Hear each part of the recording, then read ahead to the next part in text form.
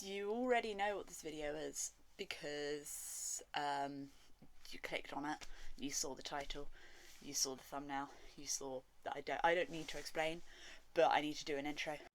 I wanted to make Captain America's shield because I'm an adult and I can, and if I want to pretend to be a superhero, then I can pretend to be a superhero. So I did. That's what this video is. Let's roll with the video, shall we? Wow, I'm glad that it took me 11 minutes to get that out of the way. So glad that I can edit.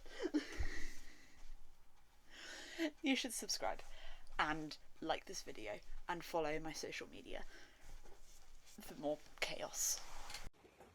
I got an old baby wipe box from a vintage parcel and I thought, hey, you know what? That'll make a good Captain America shield. I don't think this is gonna work, just as a heads up, like at all, but gosh darn it, I'm gonna try. So I started by getting the box and I cut it into 2 halves and then I attached the 2 halves together to make a square rather than a rectangle. I measured the middle of the cardboard, drew a circle all the way around equally before cutting it out, then got a can of Coke, cut it in half sideways and glued it to the centre of the circle. I then got strips of cardboard and attached them to the can in the middle to tape it down to the outside of the circle. This is what I have so far. This is the back. So what I'm going to do today is cover it in paper. Should I be doing something else? Like packing, because I'm going on holiday tomorrow? Yes I should. But that's not gonna feed the little gremlin that lives in my brain saying you need to make the shield. So we're gonna listen to the gremlin and make the shield first. Also, I've justified it in my head because I can paper mache this, and then when I leave it to dry, I then pack for tomorrow and tidy the rest of my room up, because I won't be able to do anything to it whilst it's drying. So I'm going to do that. So if you're doing this too, even though you probably aren't, because why would you, remember to grab the scrap paper that you found from the bin, because you can use it, because we're not wasteful here. Cool, let's do this, shall we? I used the good old faithful technique and I used paper mache. I got the biggest strips of paper mached it and put it over the larger holes, whereas the tinier bits of the paper I got to do over the cardboard. This was to try and add more stability. I also tried to merge obviously the edges of the cardboard with the paper. I tried to overlap so that it wasn't lumpy. Although it was difficult due to the lack of stability around the edge, I did manage to add paper mache to the edge of the shield whilst still trying to make it look spherical, whilst hiding all of the edges of the cardboard and also making sure that it was somewhat stable despite the extra layer of cardboard underneath. I have done 1 layer of paper mache on the top, as you can see. I've also run out of paper, so I'm going to let this dry, and after I've done that I'll then probably paper mache the bottom and then just have it all completely paper mached, and then I will see what to do afterwards. I might go through and just reinforce some of it, because obviously some of the bits only have a thin layer of paper keeping it all together. I did what I said that I would do, and I turned the shield upside down and I paper mache the entire bottom part of it. This wasn't for a stability purpose. It sort of was to hold the pieces together. However, it was more so that if I painted it, it would have an even layer of paper, also to hide the fact that it was an old nappy box. But once I had done this, I then turned it back the other way and I then added some more bits of paper to the front or the top of the shield. 1, I'm freezing. 2, I've just got back from holiday. 3, I have a shield. That is relatively good.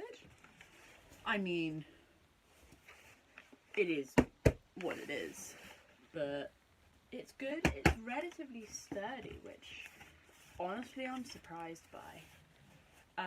I'm going to draw on the shield part of it, and then I'm going to paint it. I don't know if I'm going to paint it tonight, whether or not I'm going to paint it at a later date, but I'm going to draw it on and then paint it at some point. So I watched the video so that I could give you as detailed instructions as I could, and I can't tell which bit I drew first. I just know that I drew the 3 circles and the star, and then connected each point with a pencil before I painted each of the corresponding bits correlated with the colours of the reference picture and what Captain America's shield looks like. I would say that I waited for all of it to have dried before doing this, but that would be a lie because I am impatient. So I waited for the star to dry. I then got one of my mugs that I have in my room that's broken, and I balanced the shield on top of it, and I then got some silver paint and I painted it. I have used the silver with white paint before to see if it adds any sort of extra oomph, but I think that the silver looks quite nice on its own, so I didn't deem it necessary, and I just went in straight with the silver paint and painted the back of it. I have this shirt, which I wear for work, but as you can see, it is a little bit bleach stained, and the sleeves don't exist anymore, so I'm going to mutilate this. However, I didn't want to mutilate this first before ordering new ones, because I wear it underneath my normal work shirt, so I wanted to make sure that I definitely had a shirt that I could wear to work before cutting this one up. But now that it's arrived, I can now do that. So the plan is cut essentially most of it off. So I'm going to cut the sleeves that are shorter. I'm going to cut it so that it's like there, but then further down in the back, because then I'm going to put the back, I'm going to put Velcro on it, and then the Velcro can stick to the shield and then to my back. I'm really hoping this works, because if it doesn't, I don't know what I'm going to do. So for starters, I am fully aware that I am wearing an Iron Man shirt, even though I am currently making Captain America's shield. I don't want to talk about it, just ignore that fact. Anyway, I marked where I wanted the sleeve to be on myself, cut a small little hole, took the shirt off, folded it in half, cut the sleeves equally, put it back on, marked where I wanted it to be in the front, took it off, cut so that it was rounded, and then I proceeded to try my best to search for Velcro, because I'm pretty sure I have some somewhere, but I could not find it. I really enjoy this. It's quite light.